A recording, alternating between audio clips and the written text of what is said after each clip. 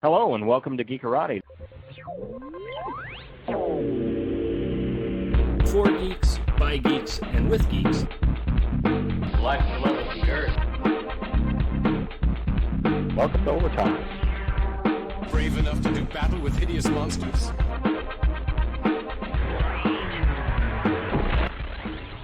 I am Sinistar. Hello, everyone. I'm Christian Lindke, and I'm the author and editor of Geekarati newsletter, and I wanted to start something new. I've done some videos in the past that were very scripted and were readings of articles or reviews, but I wanted to start something that I'm calling my Geekside chats, where either once a week or once a month, I haven't decided yet, I just chat with you about the things that interest me and the things that will be coming up on the website.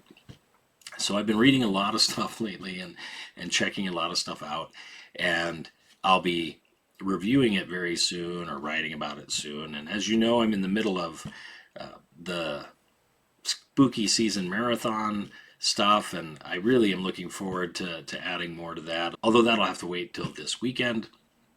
But I wanted to give you a sense of some of the things that you'll have to look forward to in the coming weeks, probably coming months. So one of the first things I wanted to get into is some of the books that I've been reading and reapproaching and coming back to.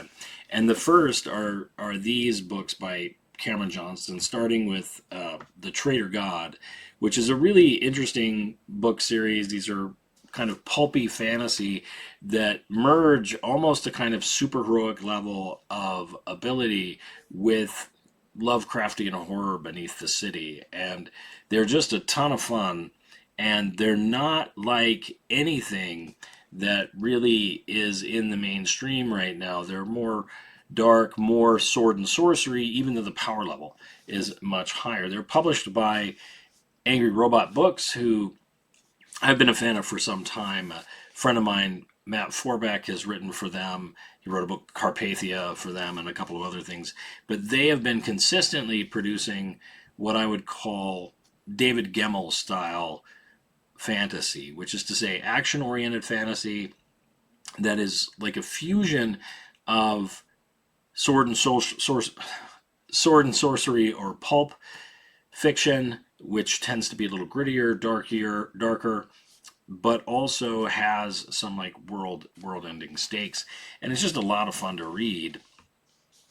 Similarly, as you know, I've been working on my own campaign setting for some time, and I've blogged about it from time to time. It is a black powder setting, but a kind of darker black powder setting that merges a number of pieces of fiction, starting with Susanna Clarke's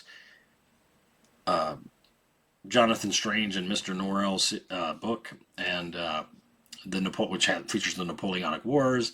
It's inspired by the Sharp's Rifles series, but also by Brian McClellan's Powder Mage series, which is a really interesting series that takes the kind of Napoleonic era war and adds to it magic and things like that, but also a layer of epicness from the gods returning, or what people perceived of as gods returning, which they're not actually necessarily gods in the book, but they are beings of tremendous power.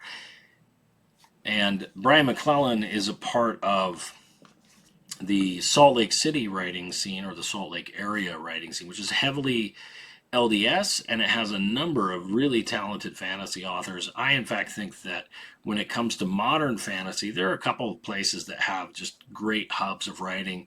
The Arizona area is one, and they were big for a very long time. George R.R. Martin was kind of a part of that group, with people like Stephen Brust and stuff, which also were in Minnesota, but they came down to Arizona, and you saw things like Thieves' World and Robert Aspirin and stuff like that overlapping there. Emma Bull and her book Territory. Those are all kind of the Arizona crowd that is a writing circle of very big authors. But now, that was in the 80s, 90s, and early 2000s. Now you've got kind of this writing group, and I'm not saying that they actually are a circle, that they hang out with one another, but they're all kind of in close proximity to one another, where you've got Brian McClellan, you've got Brandon Sanderson, you've got DJ Butler and Larry Correia, and a host of other authors. I think I'd have to look, but I think Jack Barr is even somewhere in that area for action and things like that. So you just have a lot of authors in that area,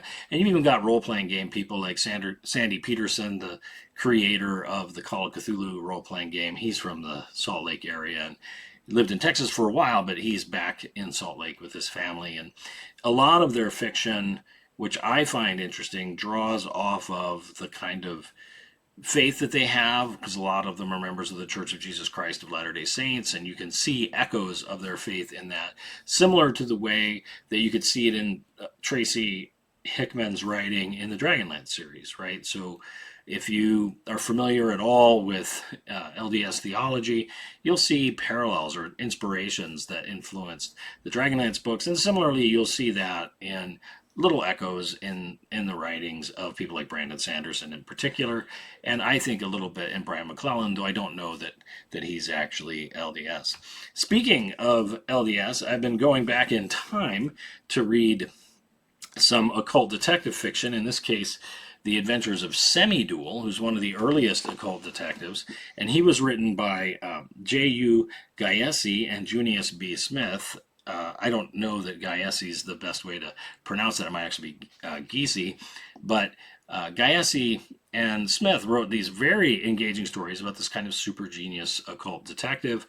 But what's interesting about this is that Junius Smith is the great nephew of Joseph Smith, right? So his grandfather was the brother of Joseph Smith, the father or founder of LDS, and he went on and was a major writer in pulp for a period of time. And I've always been a big fan of occult detectives, and I had never heard of Semi-Duel before.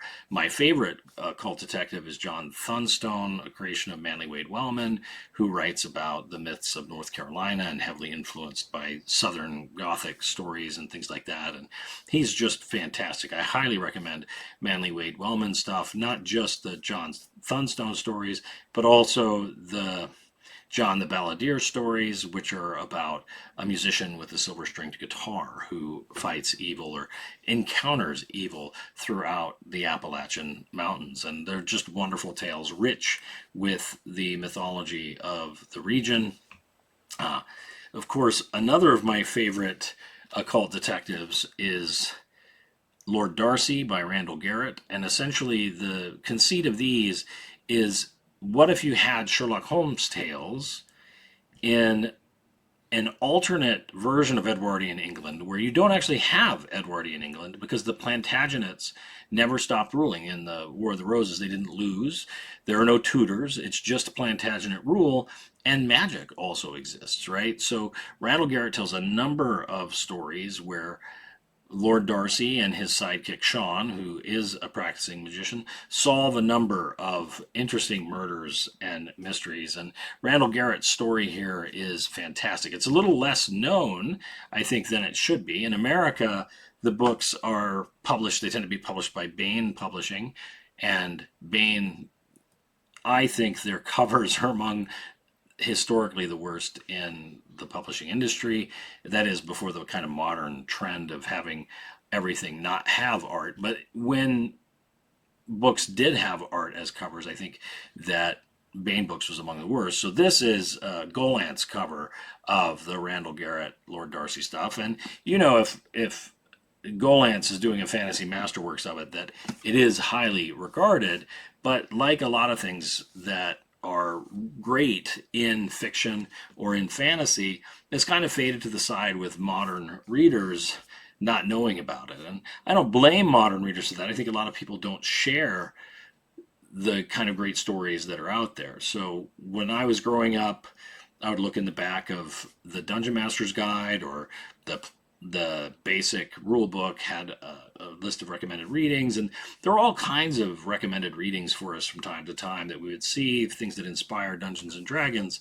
But as D&D became its own genre, that kind of faded to the side, right? That, now we have the genre that is D&D fantasy, and you can read media tie-in fiction that takes place within there. And there's a lot of it, and I think historically there's a lot of great or very good media tie-in fiction to D&D, and you only have a limited amount of time. So a lot of great works from the past get kind of lost, and that those could be things that influence modern gamers or should influence modern gamers that don't.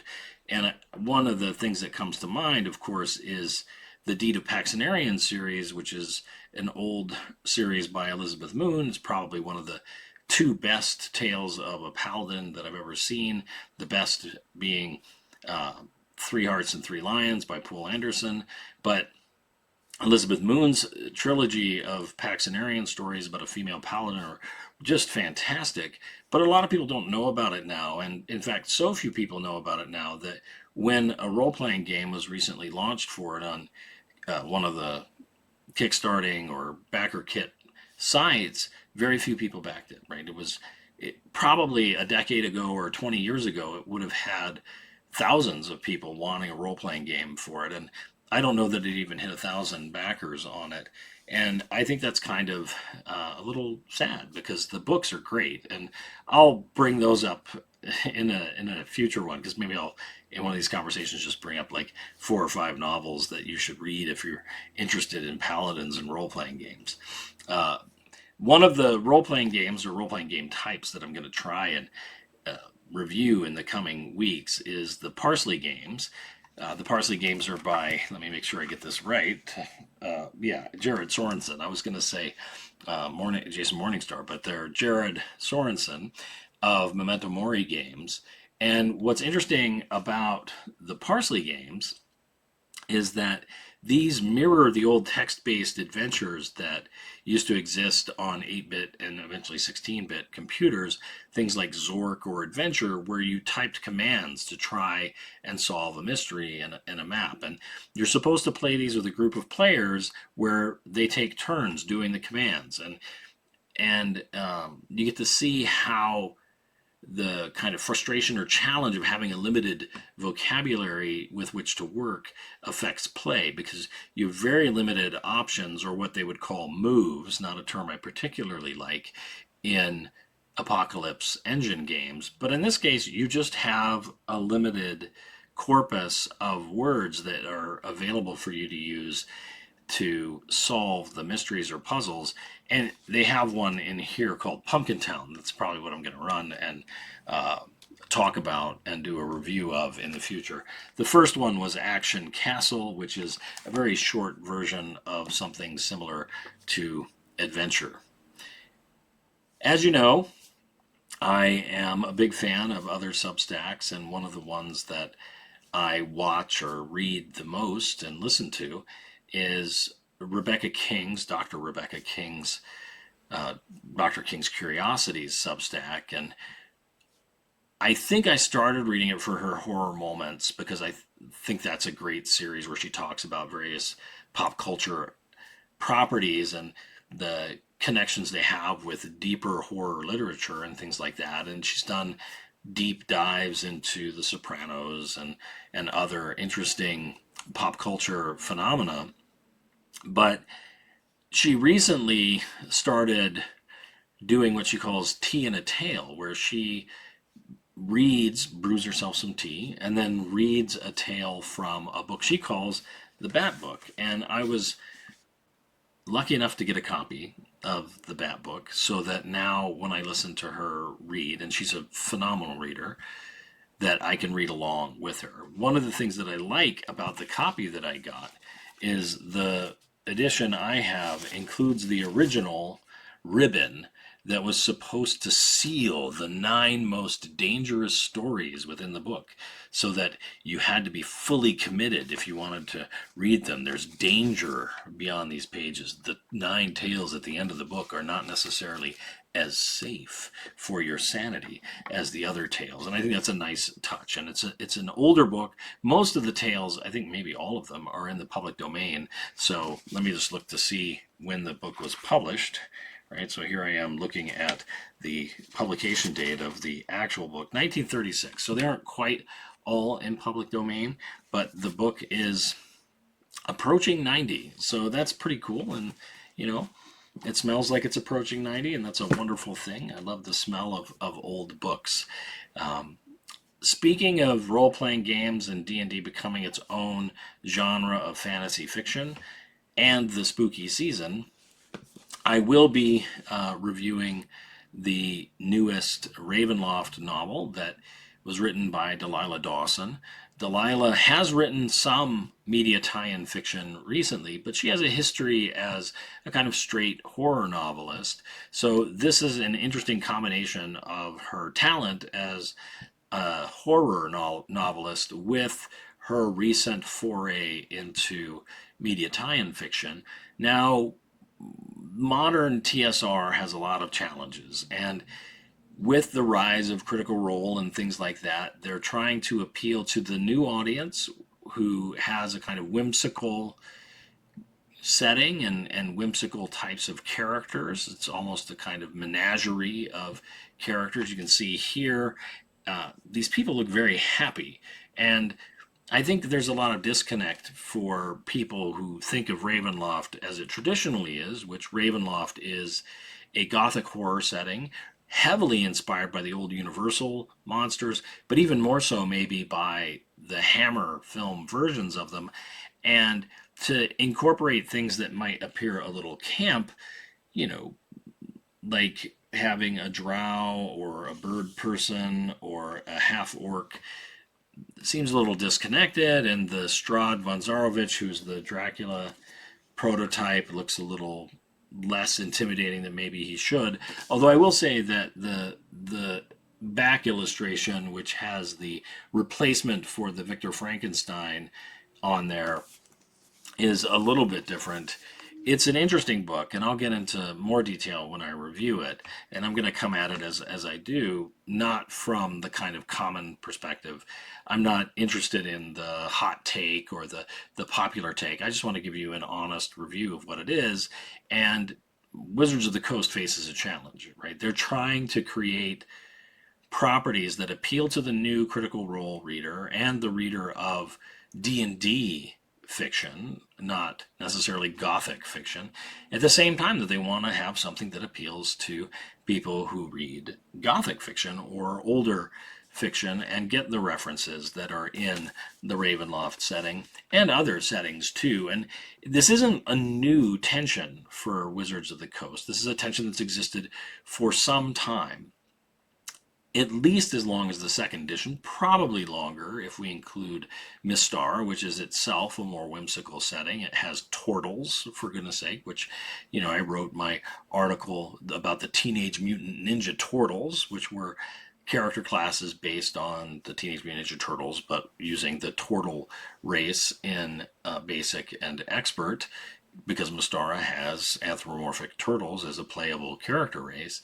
But also other settings in second edition AD&D had kind of whimsical menagerie options, things like Spelljammer and Planescape, and those I think also paralleled each other as kind of extremes, right? Planescape was this kind of menagerie approach with tieflings and descendants of angels and anthropomorphic creatures and just modrons, which were kind of goofy. But the overall tone, because of the Lady of Pain, who's a major figure in that setting, was a little darker, a little grimmer. And you can see that grimness in the video game that they made in the 1990s based on the Planescape property. Whereas Spelljammer, which is also a kind of menagerie approach where you have, essentially monkey PCs and giant space hamsters and hippos that are called gifts, right? Anthropomorphic hippos, right? That too was a very menagerie-esque, whimsical setting and was also a little sillier, right? The Spelljammer setting was silly, so these things came about in the late 80s, early 90s, and they have their fan base, but they actually, in the case of Spelljammer, was pretty rejected during its time. And yet, for this newer wave of gamers, many of them, it would be popular if TSR, Wizards of the Coast, had done a good job adapting the property, which I don't think that they particularly did with the Spelljammer set.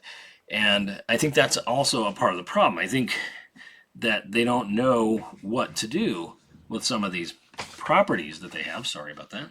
I don't think they know what to do with some of these properties, that they're trying to please both the old gamer and the new gamer. And I think the best way to do that is to create products for the old gamer that are just dedicated to the older gamer, and dedicate products for the new gamer. And that way, as a consumer, you can just buy the ones that fit your desires instead of trying to have everything appeal to both at the same time, because then you end up with dissatisfied people who wonder why everybody in the 2024 rules, 6th edition, as my family and I call it, are so happy. They're all posing in the pictures. The action shots aren't really so action oriented. There's not a lot of fear in them. There's a lot of irony and winking and breaking of the fourth wall. And I think that for a certain age of gamer is disconcerting and removes a desire to watch or play that kind of game. Additionally, I'll probably review When Nightmares Come, which is a miniatures game. Obviously, you can see it's horror-oriented miniatures game, but in this case, it's a cooperative storytelling miniatures game, or what they called an investigative skirmish game, which it's interesting to see the kind of change in miniatures rules. And this one's from Osprey Games. Osprey has done 33 of these little blue books, which are really interesting. They release like 4 or 5 a year, and they've got a ton of different settings, ranging from Arthurian knights in historical Arthurian knights to then fantasy Arthurian knights to cyberpunk to historical Greek battles to mythic Greek battles, right? That they just have all kinds of settings. And in this case, it's essentially horror investigators that are seeking to fight the creatures of the night. All of them have different rule sets, or at least most of them have different rule sets, and they're all highly playable. I don't know that all of them are great games, but I would say of the 33, they are batting well over 700. And in my opinion, I've had a lot of fun playing a lot of them. And in addition to their Blue Book series, they've released games like Frostgrave, which is fantastic and has filled that kind of niche for skirmish warfare in a fantasy setting by fantasy gangs that the Mordheim game by Games Workshop used to fill, but doesn't really fill anymore. I will also be returning to a discussion of older gaming magazines, and the one that I'm going to discuss first is this one. This is Wargaming. It's a pretty rare magazine. It only had 4 issues. They were published in 1977 and 1978 by Fantasy Games Unlimited. That's Scott Bazar's company, based out of New York and now, I think, Arizona. And they were the publisher of the Villains and Vigilantes role-playing game, but they also were the publisher of the first licensed role-playing game, Flash Gordon. And in these books, in the Wargaming magazine, one of the things that they have that's in here, and I really wish that more people knew about it, or at least that Dave Arneson had remembered it during the court case, is there is a discussion with Rob Kuntz about Gary Gygax's first gaming adventure. And I've blogged about that on the Substack before. And it's interesting to me that the experience that Rob Kuntz describes that he and Gary Gygax went through with Dave Arneson, and this is before D&D was a published game that he's describing, though the article's published in 77. He's talking about gaming in 73 or 72. It's exactly the same kind of adventure as another author writes about in Alarums and Excursions in 1975, and who also played in the Midwest. And there's a kind of shared encounter that I thought was really interesting and kind of mildly bizarre, that showed that D&D at its beginning, we often think of it as low fantasy or what people call mudcore, but Gary Gygax's first adventure, he encountered 4 Balrogs. And I'll go into more when I review the magazine more formally, but that's also in that essay about Gary Gygax's first gaming experience, and I just think it's wild. I've also been, it's been a couple weeks since I've done one, maybe almost a month, but I've been doing articles about what I call strange licensed games, right? Games that were licensed and that didn't quite connect the way that they should or could have if they were done correctly. And it's actually a challenge that this is what I'm talking about with modern Wizards of the Coast. I think they suffer from the same problem as the licensing problem. It's that they don't really know who their audience is and they aren't targeting their audiences correctly. And, when I did the review of the WWF game, World Wrestling Federation role-playing game or adventure game, the thing that I mentioned there is that, wrestling fans, it seems natural that they would want to play a game. They certainly, when the Know Your Role card game came out, they bought into that a lot and it sold very well. But the World Wrestling Federation role-playing game or adventure game is an extraordinarily complex game. It was like this really detailed, rules-heavy game that played through phases. I think it simulates the wrestling phenomenon pretty well. But also, if you're a wrestling fan, you have to do a lot of reading and you have to learn a lot of rules that you might not want to do. You just want to jump in and wrestle. And the Avalon Hill game Wrestling is much better for that. But the game that I'm going to be reviewing soon is the Lost World Jurassic Park role-playing game book. This is a real thing. And it's an interesting product because it's clearly aimed at much younger gamers. It's not aimed at the audience that maybe would have been the best audience for it to be aimed at. But young kids like dinosaurs, so it makes sense to do young kids. The rules are written by West End Games, who were the leaders in licensed games at the time. They're the creators of the Star Wars role-playing game and the Ghostbusters role-playing game and several just successful licensed role-playing games. Maybe the most successful licensed role-playing game in all time with Star Wars. And I mean successful not just financially, but their D6 Star Wars game, which uses the same game system as the earlier Ghostbusters role-playing game, is fantastic. It's fun to play, it's cinematic, it's easy to learn, and you get to roll lots of dice, so it feels good when you're playing.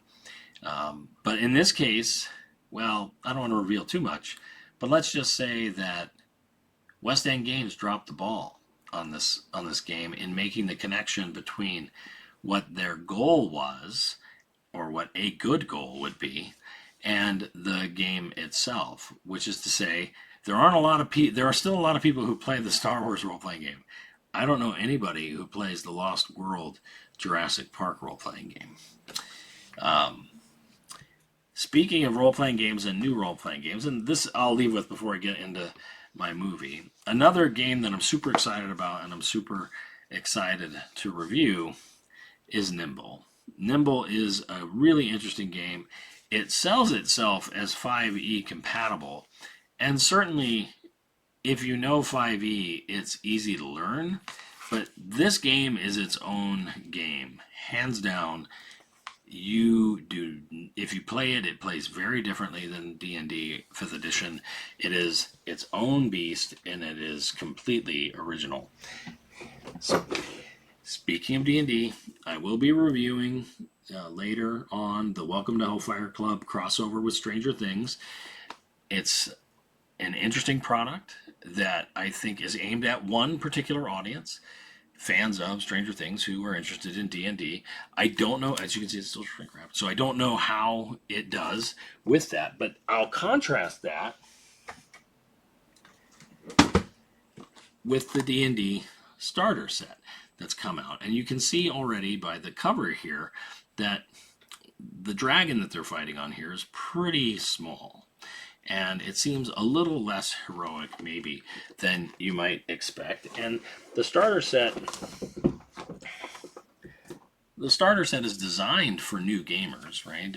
It's there for the people who haven't played before, but it's also a republication of the most played role-playing game adventure of all time, Keep on the Borderlands, which was included with the original basic set.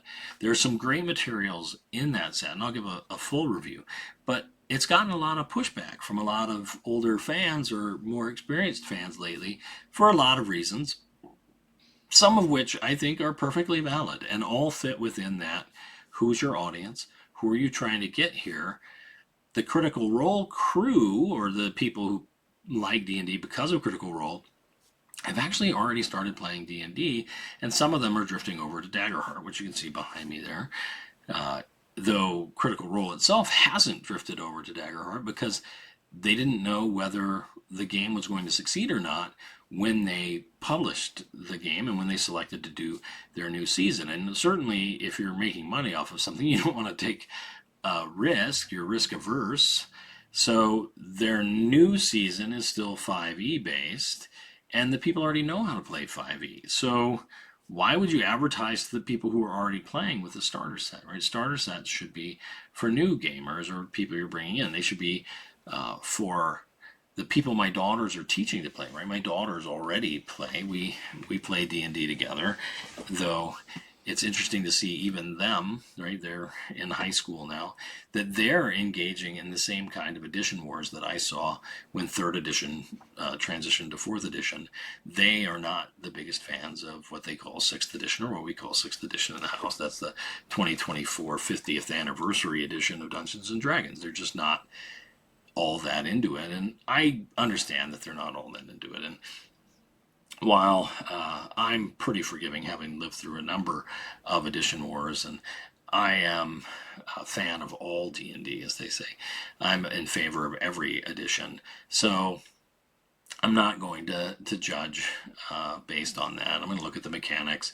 I'm going to take what I like and leave what I don't like.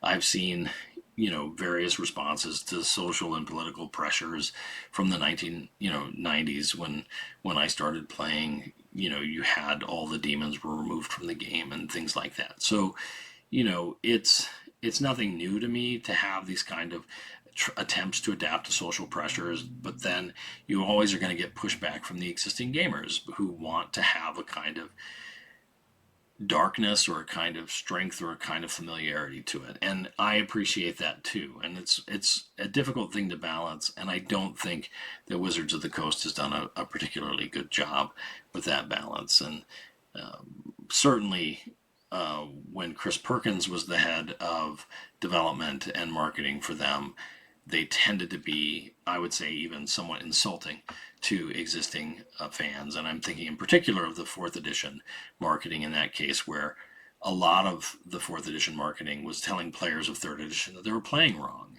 and that they were playing badly and that they were fools for playing 3rd edition, which is strange since 3rd edition was huge and was a huge revitalization of the hobby.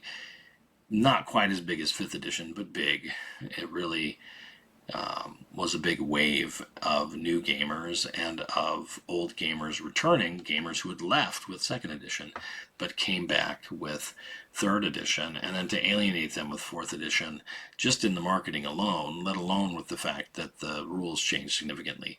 I'm a big fan of 4th edition, probably one of like 20, but I know I'm not alone. I know that Robert Schwab is a big fan because his game Shadow of the Demon Lord is very much based on 4th edition D&D, and I know that Jonathan Tweed and the creators of 13th Age are also big fans of 4e because, well, 13th Age is a modified version of 4e as well. So sorry, I've been fighting a cold for some time. That's one of the reasons why I've been a little slower on writing some of these articles. Lastly, I mentioned at the beginning that I'm doing essentially movie recommendations for 62 or 61 horror film recommendations over the spooky season. Horror film writ large, broadly. So when I do monster movies, it probably will include Jaws.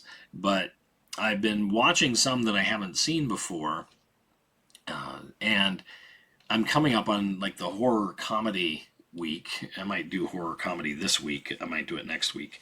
But I'm really excited about the concept of doing comedy horror and bringing up things like Freaky and Drag Me to Hell, and Happy Death Day, right? Those are three certainly will be on my list. But there's one, and I'm going to share this with you, one that I saw recently, the trailer for, that I'm kind of excited to see. It's from Well Go Entertainment, and it's called Ghost Killer, and I'm pretty darn excited to see this. So I'm gonna play a little bit of a clip. You'll be able to see that it kind of merges aspects of Freaky and other films with just a wall-to-wall action martial arts film. So here we go. So